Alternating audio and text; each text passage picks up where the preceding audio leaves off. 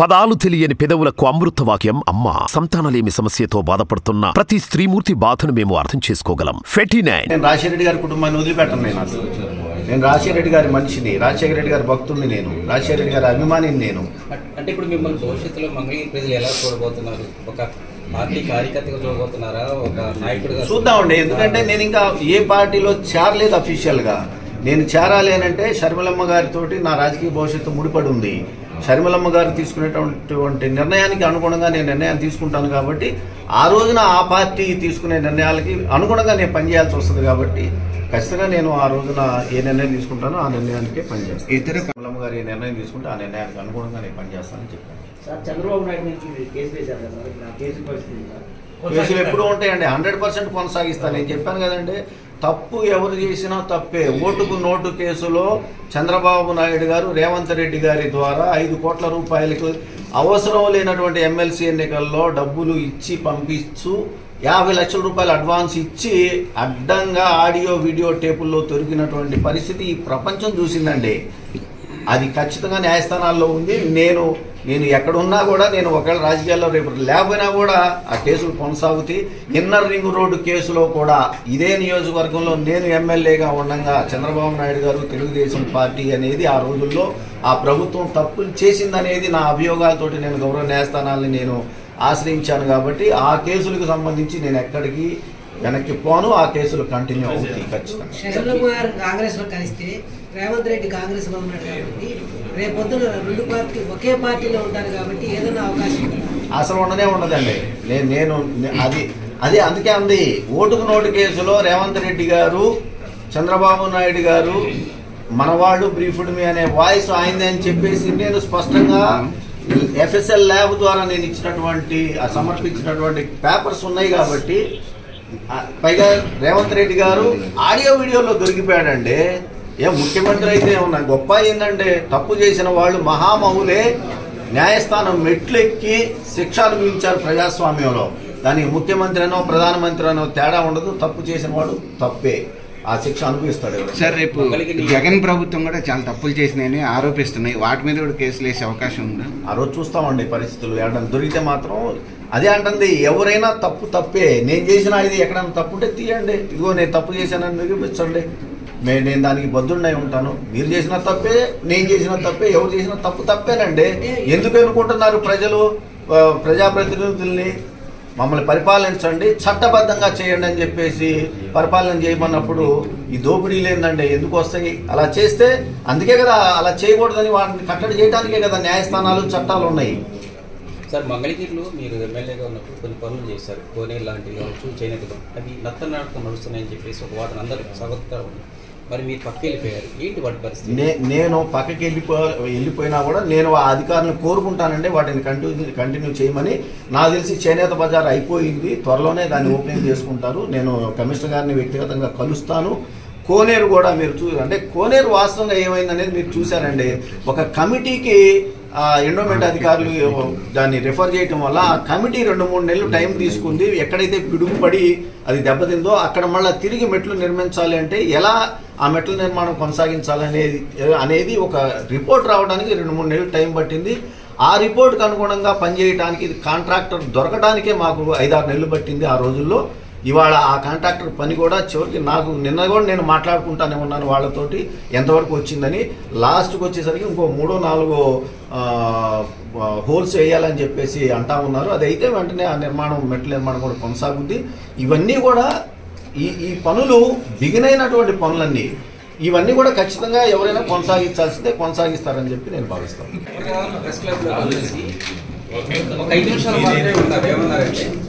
నేను రాజీనామా చేస్తున్నాను, పదవికి రాజీనామా చేస్తున్నాను అన్న కారణాలు చెప్పలేదు, తర్వాత కారణాలు చెప్తాను.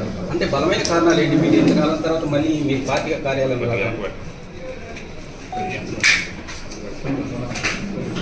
సుమారు 9.5 సంవత్సరాల కాలం మంగళగిరి ప్రజలు, అదేవిధంగా ఆ రోజుల్లో నేను వైఎస్ఆర్ కాంగ్రెస్ పార్టీ తరఫున మంగళగిరిలో గెలవటం, మంగళగిరి ప్రజలు నన్ను ఆశీర్వదించడం, ఒక 5 సంవత్సరాలు ప్రతిపక్షంలో 4.5 సంవత్సరాలు సుమారుగా పాలకపక్షంలో పనిచేయటం, మంగళగిరి అభివృద్ధికి ప్రజలు అధికారులు సహకరించడం, కొన్ని మొన్నే చెప్పాను నేను, కొన్ని వ్యక్తిగత కారణాల వల్ల రాజీనామా చేస్తున్నాను అని చెప్పి చెప్పడం, ప్రధానంగా మరి ఈ రోజున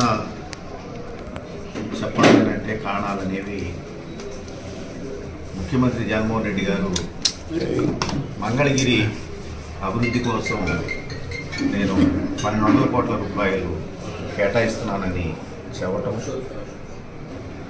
ఆ కేటాయింపులు చేసేటప్పుడు నాకు తెలియని కూడా తెలియదు, చాలా సంతోషించాము ఆ రోజున. 1200 రూపాయలు మంగళగిరికి అభివృద్ధి కోసం కేటాయిస్తున్నారు అని తెలియగానే. ఎందుకంటే గతంలో చంద్రబాబు నాయుడు గారు ఇదే మంగళగిరిలో నివసిస్తూ ఆయన ముఖ్యమంత్రిగా ఉండి వాళ్ళ అబ్బాయి లోకేష్ గారు మంత్రిగా ఉండి ఏమాత్రం మంగళగిరిని పట్టించుకోకపోవడం అనేది చేయటం వల్లనే 2019 సాధారణ ఎన్నికల్లో లోకేష్ గారిని మంగళగిరి ప్రజలు ఓడించడం అనేది మనం చూసాం. అంటే మంగళగిరి ప్రజలు అభివృద్ధిని కోరుకుంటున్నారు అనేది చాలా స్పష్టమైంది. ముఖ్యమంత్రి జగన్మోహన్ రెడ్డి గారు 1200 కోట్ల రూపాయలు ప్రకటించిన తర్వాత కరోనా టైము, ఆ టైంలో ఆర్థికంగా రాష్ట్రం అంతా కూడా ఇబ్బందులు ఉన్నాయి, వెయిట్ చేశాము. తర్వాత సుమారు 2.5 సంవత్సరాల కాలం పాటు నేను ముఖ్యమంత్రి గారి దగ్గరికి వెళ్ళటం, అనేక సార్లు ఆయన అధికారులతోటి సమీక్షలు చేయటం, మంగళగిరి అభివృద్ధి కోసం 1200 కోట్ల రూపాయలని మరి కన్సల్టేట్ని పెట్టి ఏ పనులు చేయాలని చెప్పేసి డిపిఆర్లు కూడా సిద్ధం చేసుకోవడం కూడా జరిగింది. 1200 కోట్ల రూపాయలు ఇవ్వలేవులే, ఇబ్బందులుగా ఉన్నాయని చెప్పేసి దాన్ని 500 కోట్ల రూపాయలకి కుదించడం, 500 కోట్ల రూపాయలు మళ్ళా తిరిగి 350 కోట్ల రూపాయలు కుదించడం, మళ్ళా తిరిగి 350 కోట్లని 125 కోట్ల రూపాయలకు కేటాయించడం జరిగింది. అంటే చివరికి 1200 కోట్ల రూపాయల నుంచి 125 కోట్ల రూపాయలకి ఫైనల్ చేస్తూ మంగళగిరి నియోజకవర్గానికి అభివృద్ధి పనుల నిమిత్తం జీవో ఇచ్చి, తర్వాత అడ్మినిస్ట్రేటివ్ శాంక్షన్ కూడా ఇచ్చిన తర్వాత స్థానిక అధికారులతో కలిసి మేము టెండర్లకు వెళ్ళటం, మంగళగిరి నియోజకవర్గంలో స్థానికంగా ఉన్నటువంటి నేను కానీ ఇక్కడ పనిచేస్తున్నటువంటి అధికారులు ఎవరూ కూడా పైసా కూడా లంచం తీసుకోరు అని చెప్పి తెలిసినటువంటి కాంట్రాక్టర్లు టెండర్లు వేయటం. ఖచ్చితంగా చెప్పగలుగుతాను, 40-50 సంవత్సరాలుగా మంగళగిరిలో లేనటువంటి అభివృద్ధిని కేవలం సుమారు సంవత్సర కాలం లోపల మేము ఆ టెండర్ల ద్వారా పూర్తి చేయించడం జరిగింది. అయితే నిధులు విడుదల అనేది మాత్రం కాల. ఒకవైపున ఇటు మీడియా ద్వారానే ఈ మెసేజ్ని పబ్లిక్ తీసుకెళ్ళగలరు.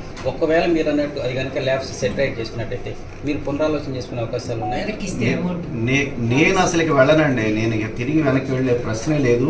ఎందుకంటే ఏమండి, 125 కోట్ల రూపాయలు నిధులు కూడా పైసా లంచం లేకుండా కాంట్రాక్టర్లతో పనిచేయించే వాళ్ళని. అందులో కూడా గమనించండి, నేను అందరినీ కోరుకునేది ఒకటే, రాజకీయాల్లో ఉండే మనము ఒక పార్టీలో ఉన్నప్పుడు ఇంకో పార్టీని ఓడించాలని చెప్పేసి అనుకుంటాం. మనం అలా అనుకున్నప్పుడు ఖచ్చితంగా వైఎస్ఆర్ కాంగ్రెస్ పార్టీ కొన్ని సిద్ధాంతాలతో ఉండాలి. అవి ఏంటి అని అంటే, మంగళగిరిలో టీడీపీ అభ్యర్థిని ఓడించాలి, కుప్పంలో టీడీపీ అభ్యర్థిని ఓడించాలి, పులివెందుల్లో టీడీపీ అభ్యర్థిని ఓడించాలి, అటు గాజువాక, భీమవరం ఇలాంటి కొన్ని ముఖ్యమైనటువంటి ప్రాంతాలలో వైఎస్ఆర్ కాంగ్రెస్ పార్టీ, తెలుగుదేశం పార్టీ అభ్యర్థుల్ని, తన ఆపోజిట్గా ఉండేటువంటి అభ్యర్థుల్ని ఓడించాలి అని అంటే పనిచేయాలండి మనం ప్రజలకి. ఆయా నియోజకవర్గాల్లో ఉన్నటువంటి వైఎస్ఆర్ కాంగ్రెస్ పార్టీ అభ్యర్థుల్ని కాపాడుకోవాలి. ఆ ప్రజలకి దగ్గరగా, అతి దగ్గరగా వెళ్ళేటటువంటి వాళ్ళకి అండగా నిలబడాలి. అలాంటి పరిస్థితులు లేవు కాబట్టే ఇక్కడ నిధులు ఇవ్వలేదని అంటా నేను. అలా నిధులు ఇచ్చుంటే మీరే చూశారంటే ఇక్కడున్న మీరందరూ ఇప్పుడు నన్ను ప్రశ్నలు అడుగుతున్నా, మీరందరూ కూడా మంగళగిరి వాసులే. నేను అందుకే ఇందాకన్నా 30-40 సంవత్సరాలు 50 సంవత్సరాల నుంచి లేనటువంటి అభివృద్ధిని 4.5 సంవత్సరాల కాలంలో నేను చేసి చూపించాను. నేను అందుకే అడుగుతున్నా, అటు వైఎస్ఆర్ కాంగ్రెస్ పార్టీ వాళ్ళని కానివ్వండి, టీడీపీ వాళ్ళని కానివ్వండి, వెళ్ళి చూడమనండి. నేను ఓపెన్గా చెబుతున్నాను. ఏ బజార్కి వెళ్తారో, ఏ వీధికి వెళ్తారో, ఏ పేటకి వెళ్తారో, ఏ ఏరియాకి వెళ్తారో, నాడెలా ఉంది, నేడెలా ఉంది చెక్ చేసుకోమనండి. ఎంత పని చేశాము, దానికి ఏమైనా నిధులు ఇచ్చారో అని కూడా చెక్ చేసుకోమని కూడా అడుగుతా ఉన్నా. ఎన్ని బాకీలు ఉన్నాము, ఎన్ని ఇబ్బందులు పడతా పనిచేసాము, ఇన్ని చేసినా కూడా నిధులు ఇవ్వలేకపోతే అంతదాకా ఎందుకంటే అతి ఇంపార్టెంట్ అయినటువంటి 2 బ్రిడ్జిలు, రేవేంద్రపాడు బ్రిడ్జి బ్రిటిష్ కాలంలో బకింగ్హామ్ కెనాల్ మీద కట్టారు. అదేవిధంగా తాడేపల్లిలో అనునిత్యం ముఖ్యమంత్రి గారు పయనించేటటువంటి హెలిపాడ్కి వెళ్ళేటటువంటి బ్రిడ్జి కూడా మరి అది కూడా బ్రిటిష్ కాలంలో కట్టింది. ఈ 2 బ్రిడ్జిల నిర్మాణానికి నిధులు ఇవ్వమని నేను గతంలో తెలుగుదేశం పార్టీలో దేవినేని ఉమామహేశ్వరరావు గారు జలవనరుల శాఖ మంత్రిగా పనిచేసేటప్పుడు, అప్పుడు నేను ప్రతిపక్షంలో ఎమ్మెల్యేగా ఉన్నప్పుడు 2 సార్లు స్వయంగా లేఖలు రాసి వెళ్ళి ఆయన కలిశాను కూడా. ఆయన అన్నమాట, మా దగ్గర నిధులు వారికి మేము ఇవ్వలేమని అన్నాడు స్పష్టంగా. మేము ఈ నియోజకవర్గ ప్రజలకి మేము హామీ ఇచ్చాము ఎన్నికల టైంలో, ఖచ్చితంగా రేవేంద్రపాడు బ్రిడ్జి, ఈ తాడేపల్లి బ్రిడ్జి బకింగ్హామ్ కెనాల్ మీద కడతాము అని చెప్పేసి. ఎందుకంటే రేవేంద్రపాడు బ్రిడ్జి అది కనుక ఏమన్నా ఇబ్బంది అయితే మరి అటు కొల్లిపర మండలం నుంచి కానివ్వండి, తాడేపల్లి దుగ్గిరాల మండలం నుంచి విజయవాడ వచ్చే వాళ్ళందరికీ కూడా అసలు ఇక రెండో దారి లేనే లేదు. అలాంటి బ్రిడ్జిని మనం పునర్నిర్మించాల్సినటువంటి అవసరం ఉందని ఎన్నిసార్లు ముఖ్యమంత్రి గారి దగ్గరికి వెళ్ళాము, ఎన్నిసార్లు నేను రాసినటువంటి లెటర్ల ద్వారా ఆయన కోరుకున్నాను. దాని నిర్మాణం చేపట్టకపోతే మనం ఏమని సమాధానం చెప్పగలుగుతాము ఈ మంగళగిరి నియోజకవర్గ ప్రజలకు అని చెప్పేసి నేను తెలియజేస్తున్నాను. మాట్లాడుకున్నా ఆయన ధనంజయ రెడ్డి గారికి చెప్పినా కూడా నిధులు విడుదల కాకపోవడం చాలా ఇబ్బందులకు గురి చేసింది. 1200 కోట్ల రూపాయల్ని 125 కోట్ల రూపాయలకు పొందించి దాంట్లో రూపాయి కూడా ఈనాటికి కూడా విడుదల చేయనటువంటి పరిస్థితులు మీ అందరికీ తెలుసు. మంగళగిరిలో ఎన్ని పనులు చేసాం ఇప్పటికే, కానీ రూపాయి కూడా నిధులు రాని పరిస్థితుల్లో కాంట్రాక్టర్లు ఎన్ని ఇబ్బందులు పడతా ఉన్నారు, వాళ్ళ ఒత్తిడి ఎంత ఉంది. నేను సుమారు 7-8 కోట్ల రూపాయలు బయట నుంచి అప్పులు తీసుకొచ్చి మరి కాంట్రాక్టర్లకి సర్దినటువంటి పరిస్థితులు కూడా అందరికీ తెలుసు. అదేవిధంగా ఇవన్నీ కూడా ఎంటీఎంసీలో చేయగలిగాం. మరి దుగ్గిరాల మండలానికి వచ్చేసరికి 50 కోట్ల రూపాయల నిధులు కేటాయించమని చెప్పి అడిగాం. 50 కోట్లని చివరికి 20 కోట్లన్నా కేటాయించమని చెప్పి అడిగినా కూడా ఆ నిధులు కూడా కేటాయించినటువంటి పరిస్థితులు వచ్చినాయి. నా సొంత డబ్బులతోటి ఇటు ఎంటీఎంసీలో కానివ్వండి, అదేవిధంగా దుగ్గిరాల మండలంలో కానివ్వండి, ఎన్ని పనులు చేశామో మంగళగిరి నియోజకవర్గ ప్రజలకి ఇక్కడ ఉన్నటువంటి అందరికీ తెలిసినటువంటి విషయమే. ఇంత జరిగినా కూడా ఇవాళకి కూడా బిల్లులు రానటువంటి పరిస్థితులు మరి ఉంటే ఏం చేయాలి? ఒకవైపు చూసాము 2019లో లోకేష్ అంతటి అతన్ని అభివృద్ధి చేయకపోతే ఓడించినటువంటి మంగళగిరి ప్రజలు వాళ్ళ తిరిగి వైఎస్ఆర్ కాంగ్రెస్ పార్టీకి పట్టం కట్టాలి అని అంటే మనం సంక్షేమంతో పాటు అభివృద్ధి కూడా చేయాల్సినటువంటి అవసరం చాలా ఉంది. ఆ అభివృద్ధికి మరి సహకరించకపోతే మళ్ళీ తిరిగి ఏ మొహం పెట్టుకొని మేము వెళ్ళి ఓట్లు అడగాలి మంగళగిరి ప్రజల్ని?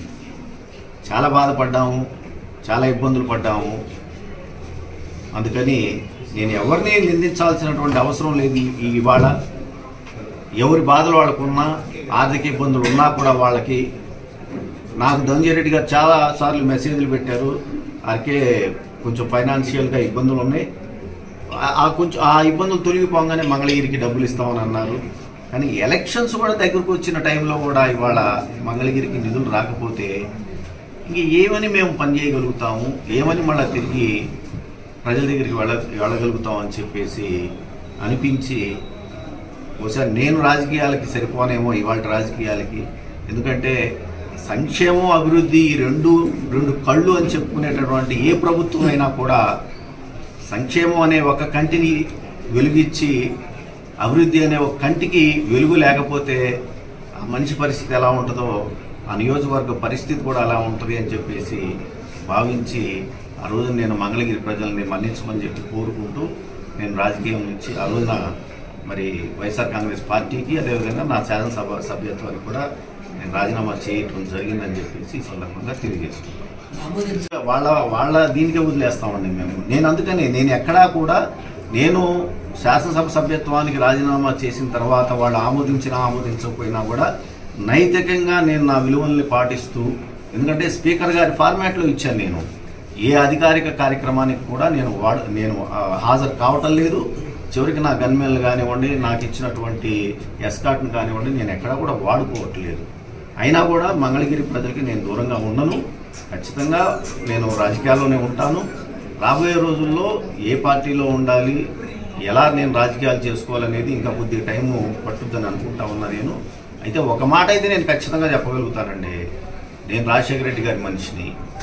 సో నేను ఖచ్చితంగా ఇవాళ రాజశేఖర రెడ్డి గారి అబ్బాయికి, రాజశేఖర రెడ్డి గారి అబ్బాయి ఆయన మరణం తర్వాత జగన్మోహన్ రెడ్డి గారు పెట్టినటువంటి పార్టీకి ఎంత సేవ చేశానో, వైఎస్ఆర్ కాంగ్రెస్ పార్టీ ఆ రోజుల్లో మరి అధికారంలో రావడానికి ఈ రాష్ట్రంలో ఎంత మంది పనిచేశారో వాళ్ళల్లో నేను ఒకటిగా నా సర్వస్వం పోగొట్టుకొని నేను పనిచేశాను. మరి అలాంటి వాడిని నేను రాజశేఖర రెడ్డి గారి భక్తుడిగా నేను ఇంకో పార్టీకి అయితే వెళ్ళే ప్రశ్నే లేదు. రాజశేఖర రెడ్డి గారి అబ్బాయి కోసం పనిచేశాను నేను. ఒకవేళ షర్మిలమ్మ గారు ఇంకా నిర్ణయం తీసుకోలేదు, ఆమె కనుక నిర్ణయం తీసుకొని ఏ పార్టీలోకి వెళితే ఖచ్చితంగా నేను షర్మిలమ్మ వెంటే నడుస్తాననేది మాత్రం ఖచ్చితంగా. సార్ మీరు నిధులు కొరత మీరు రాజీనామా చేశారని ప్రచారం లేదండి, ఇవన్నీ ప్రచారాలే. ముఖ్యమంత్రి గారికి తెలుసు, జగన్మోహన్ రెడ్డి గారికి నాకు తెలుసు ఏం జరిగింది, అసలు ఏమైంది అని. అవన్నీ అపోహలేండి. ఏమంటే నేను అందరితో టచ్ లోనే ఉంటాం. కలిశానండి, నేను కలిశాను షర్మిలమ్మ గారిని. షర్మిల గారి పార్టీ తరఫున నియోజకవర్గం నుంచి పోటీ చేసే అవకాశం ఉంది సార్. ఇప్పుడే మేము చెప్పలేమండి, నేను ఇప్పుడు చెప్పలేము. షర్మిలమ్మ గారు ఇంకా నిర్ణయం తీసుకోలేదు. షర్మిలమ్మ గారు ఇంకా కాంగ్రెస్ పార్టీలో జాయిన్ అవ్వలేదు. ఆమె అఫీషియల్ గా జాయిన్ అయిన తర్వాత నేను మళ్ళీ మిమ్మల్ని కలుస్తాను. ఓటమికి భయపడే ఎమ్మెల్యే గారికి ఇక్కడ ఈ రాజీనామా అనే ఎవరన్నారన్నమాట, ఎవరన్నారు? టీడీపీ వర్గాలు ప్రచారం చేస్తున్నాయి కదా. అది నేను వెళ్ళలేదంటే, ఒకవేళ అదే మాట లోకేష్ గారు అని ఉంటే లోకేష్ గారిని, టీడీపీ వాళ్ళని మంగళగిరిలో నేను అడిగేది ఒకటే. గతంలో చంద్రబాబు నాయుడు గారు ముఖ్యమంత్రిగా, లోకేష్ గారు మంత్రిగా ఇదే నియోజకవర్గంలో నివసించారు. ఆ రోజుల్లో మంగళగిరి ఎలా ఉంది? ఈ 4.5 సంవత్సరాల కాలంలో వైఎస్ఆర్ కాంగ్రెస్ పార్టీ ప్రభుత్వము నాకు అండగా నిలబడకపోయినా కూడా ఎంత అభివృద్ధి చేశామో గుండెల మీద చేసుకొని ఆ బజార్లకు వెళ్ళండి, లేదంటే నేను చేసినటువంటి నిర్మాణాల దగ్గరికి వెళ్ళి చూసి ఆ మాట చెప్పమని చెప్పేసి నేను కోరుకుంటాను. సార్, ఇప్పుడు కాంగ్రెస్ లో షర్మిల గారు చేరితే మీరు ఇక్కడ కాంగ్రెస్ నుంచి పోటీలో ఉంటారు? అదేనండి, ఇంకా నిర్ణయాలు జరగలేదు. ముందు షర్మిలమ్మ గారు చేరితే మాత్రం నేను షర్మిలమ్మ అంటే నా పైన. సార్ పార్టీ అతను అడిగినట్టు పార్టీ పక్కన ఫాలోవర్స్ అందరికీ ఒక వ్యాక్యూమ్ ఫామ్ అయ్యింది, మమ్మల్ని నట్టెంట ముంచి వెళ్ళిపోయారు ఆర్కే గారు అనేది అది కరెక్ట్ కానే కాదు. ఎందుకంటే అంటే నా దగ్గర ఉన్నటువంటి, నా చుట్టూ ఉన్నటువంటి వాళ్ళందరికీ తెలుసు, మేము గత 2 సంవత్సరాలుగా మంగళగిరిలో ఏమేం పనులు చేస్తా ఉన్నాము, ఎన్ని ఇబ్బందులు పడుతున్నాము, ఎన్ని బాధలు పడతా ఉన్నాము. అయినా కూడా మాకు ఆర్థికంగా అండ దొరకలేదు అనేది ప్రతి ఒక్కరికి తెలిసినటువంటి మాట ఇది. సార్, మిమ్మల్ని నమ్ముకుని వర్క్ చేసిన పరిస్థితి ఏంటండి ఈ రోజు? అదే చెబుతా ఉన్నా అండి, నేను అవన్నీ ఎక్కడికి పోవండి, ఎందుకంటే బిల్లులు చేసినవి వాళ్ళకి ఉంటాయి. అయినా కూడా నేను సుమారు 8 నుంచి 7-8 కోట్లు, ఇంకా లెక్క కూడా చూసి 7-8 కోట్ల రూపాయలు నేను బయట నుంచి తీసుకొచ్చి వాళ్ళకి సర్దానండి. కాబట్టి వాళ్ళకి తెలుసు, కాబట్టి నేను ఏ విధంగా పనిచేశాను, ఎక్కడ పైసా లంచం తీసుకోకుండా నేను నా సొంత డబ్బులు, బయట నుంచి తీసుకొచ్చిన డబ్బులు వాళ్ళకి సర్దాను. కాబట్టి వాళ్ళు పాపం ఏం మాట్లాడకుండా అలానే ఉండిపోయారు. వాళ్ళు చేసిన ప్రతి ఒక్క పనికి కూడా రికార్డ్స్ ఉంటాయి.